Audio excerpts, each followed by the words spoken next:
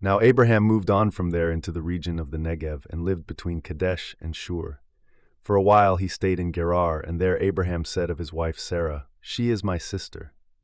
Then Abimelek king of Gerar sent for Sarah and took her. But God came to Abimelek in a dream one night and said to him, "You are as good as dead because of the woman you have taken. She is a married woman." Now Abimelek had not gone near her, so he said, "Lord, will you destroy an innocent nation?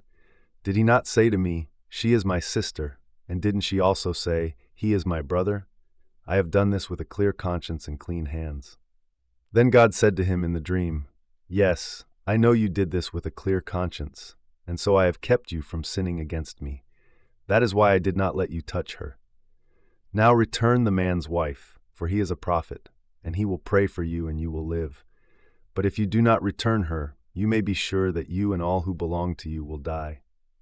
Early the next morning, Abimelek summoned all his officials, and when he told them all that had happened, they were very much afraid.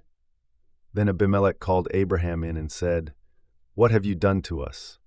How have I wronged you that you have brought such great guilt upon me and my kingdom? You have done things to me that should never be done." Abraham replied, "I said to myself, there is surely no fear of God in this place, and they will kill me because of my wife. Besides, she really is my sister, the daughter of my father, though not of my mother, and she became my wife." Then Abimelek brought sheep and cattle and male and female slaves and gave them to Abraham, and he returned Sarah his wife to him. And Abimelek said, "My land is before you. Live wherever you like."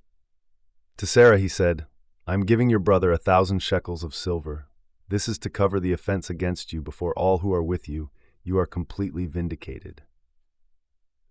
Then Abraham prayed to God, and God healed Abimelek, his wife, and his female slaves, so they could have children again. For the Lord had kept all the women in Abimelek's household from conceiving because of Abraham's wife Sarah.